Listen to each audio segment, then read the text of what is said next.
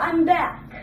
So I actually wrote the story singularly, and I got a book and I found it. Oh, I'm famous. I found the story in here. So I'm going to read you the story of a bull who just likes to sit around. And his name is Bernard. Let me find it. Go to the beginning. The beginning's a little bit far here, so just a second. I do a few. Okay. So as I'm reading, I'm going to be showing you the pictures.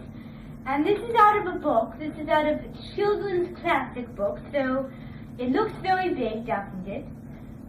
But the story I wrote is that children could read it, they could flip the pages, they could get it over with.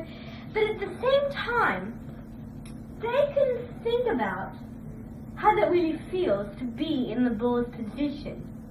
How nice it would feel for the bull. So that's what we're going to be doing.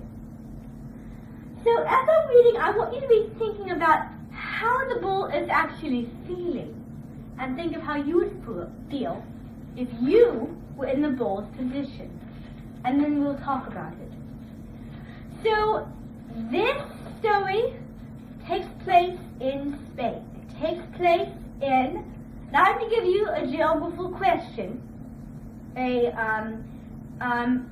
social studies question. What is the capital of Spain? It is the biggest and most populated city or town in Spain.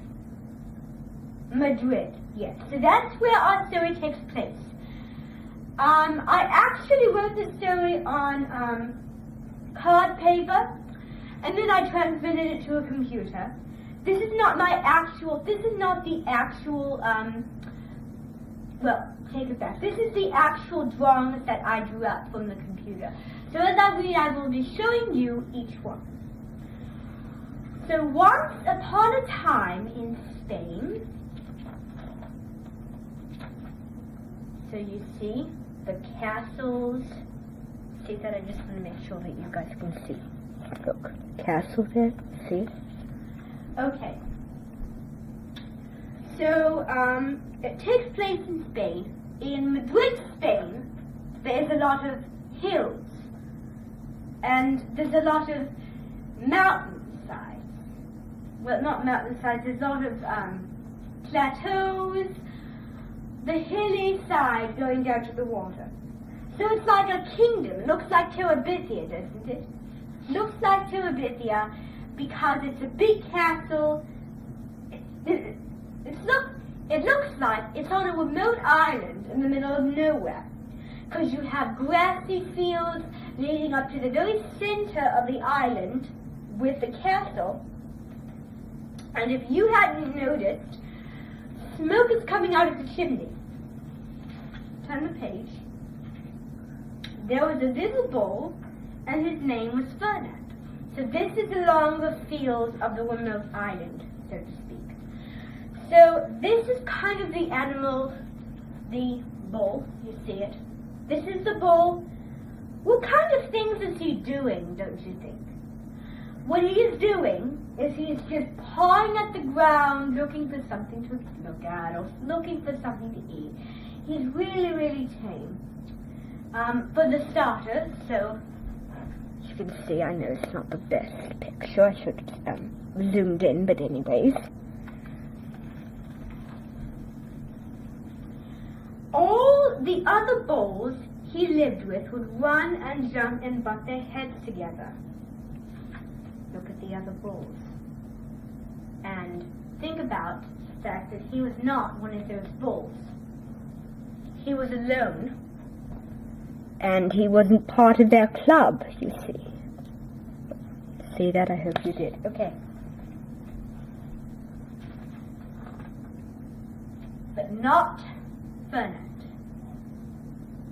Look at him. He is alone on a hillside, and he has no friends to play with. He's just walking around, and so there he is. See him? He's on a hillside. He liked to sit just quietly and smell the flowers. Look at him. So, he's alone. And because he's alone, and he can't be friends with the other bulls, he found him something to do. Found him something to like that he never did.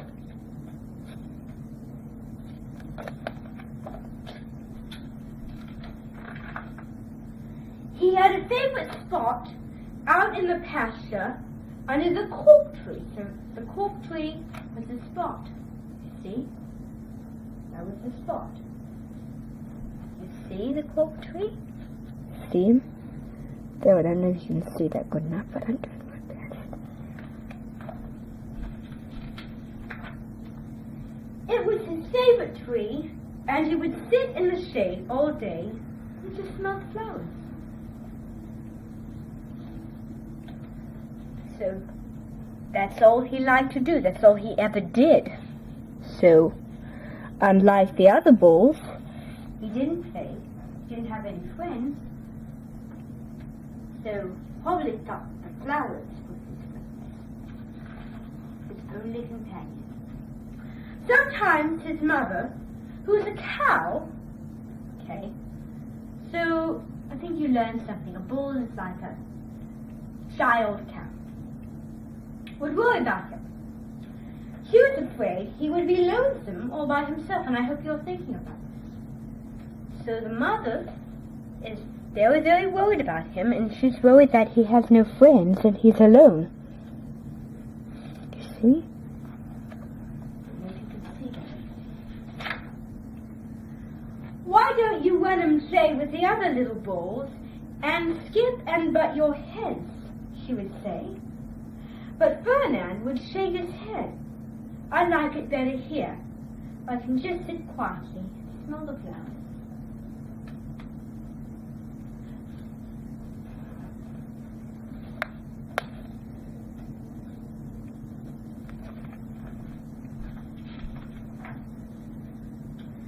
His mother saw that he was not lonesome, and because she was an understanding mother, even though she was a cow, she let him just sit there and be happy. So, that's a very good lesson to learn, people. Be empathetic. To each his own. If your son likes something and you don't like something, then that's not your problem. Worry about you. As the years went by, Ferdinand grew and grew until he was very big and strong. Look at him. He's very big and strong, isn't he? Really looks fierce, doesn't he? He looks fierce. But do you think he acts like that?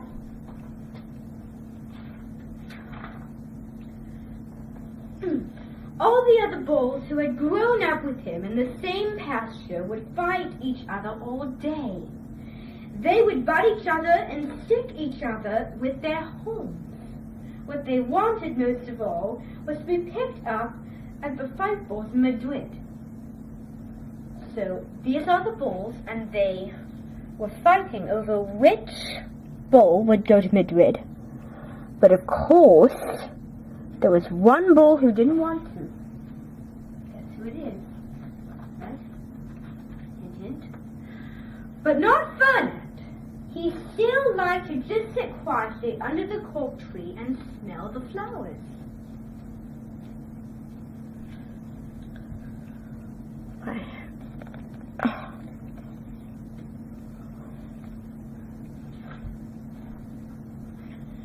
One day, 5 men came in very funny hats to pick the biggest and fattest and roundest bulls to fight in the bullfights in Madrid. So those people are responsible for the bullfighting tournament. And those people are responsible for choosing the bulls, which bull is the best bull to pick. All the other bulls ran around, snorting and butting, and leaping and jumping, so the men would think that they were very, very strong and fierce and pick them. So they tried to because they all wanted to make a connection to that. What does it remind you of? Well, it certainly reminds me of Three Oak Star, if you know what that is.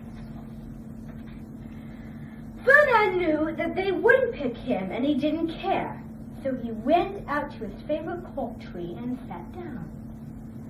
So there he goes again. He went out, and there he goes again. Check mark.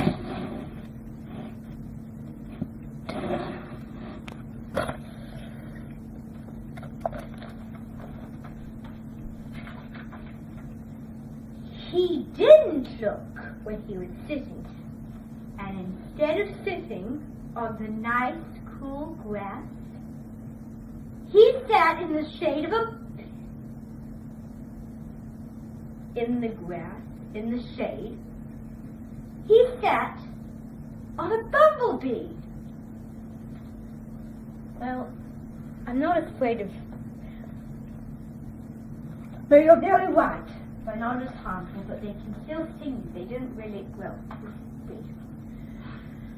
Well, if you were a bumblebee and a bull sat on you, what would you do? You would sting him. So that's exactly what he did to Ferdinand.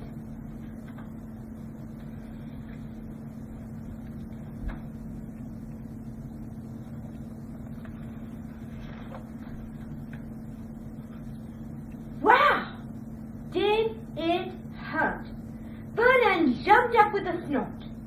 He went around puffing and snorting, biting and pawing at the ground as if he were crazy. So this bee got him hyper. Make a prediction to what that's going to turn out to be. The 5 men saw him, and they all shouted with joy. Here was the largest and fiercest bull of all, just the one for the bullfights in Madrid. So that's saying that because of how he acted, because of his madness, they thought that was actually how he acted. And guess what they did? His life was changed. So they took him far away to the bullfight day in a cart. Look at how many horses there are. I never saw so many horses. What a day it was! Flags were flying and hands were playing. Zoom in on that. And all the lovely ladies had flowers in their hair.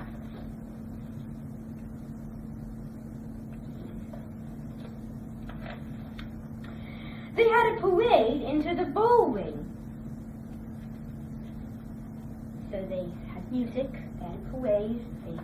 The whole thing beginning. Then came the banderillos with long, sharp pins with ribbons on them to stick in the bull and make him mad. So it's a game of fierce opposition. Level 1. Next came the picados, who rode skinny horses, and they had long spears to stick in the bull and make him madder. So madder, level 2. Then came the matador, the proudest of all. He thought he was very handsome and bowed to the ladies. He had a red cape and a sword and was supposed to stick the bull last of all. Level 3, ticket to moon 1, only singular.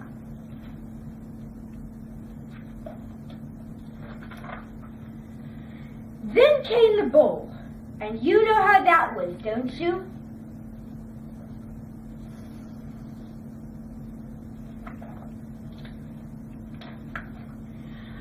They called him Ferdinand, the fierce, and all the ballerinas were afraid of him, and the picados were afraid of him, and the matador was scared stiff.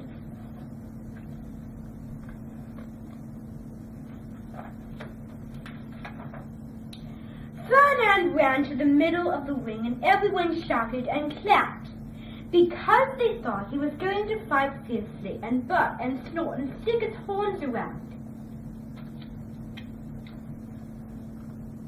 So he doesn't feel himself after the fight. But not Ferdinand. When he got to the middle of the ring, he saw the flowers in all the lovely ladies' hair, and he just sat down quietly and smelled them.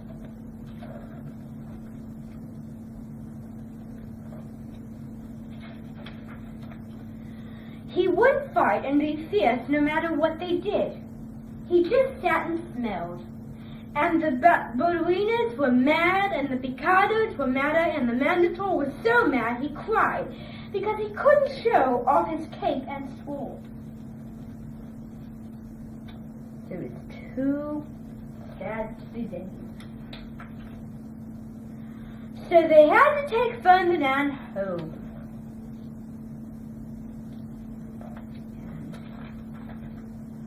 And for all I know, he was sitting there under, that was me, still under his favorite cork tree, smelling the flowers just quietly. The end. So that was very good. How did you like that? Was it good? Yes. So now I want you to be thinking, how do you think the bull felt in the story? Do you think he felt happy and then he didn't feel himself? Because when he was sitting, he felt very happy and very calm. And then when he came to the bullfighting, that was a whole different thing, because he just sat there and he wasn't happy. And they realized this bull might not be the good one. We made a bad choice. So I think the theme is, when something is good, then keep it that way, because that's the good thing. If something's good, if you change it up, it won't be good anymore. So that's kind of my theme. You might have a theme of your own, and I tell you what, here's what we're going to do. On your way out, make a slip for me, write a theme, and explain it out of the story. So I wrote that, so that's me writing. So thank you, everybody. I really appreciate it. Do you need on the way out? And bye-bye.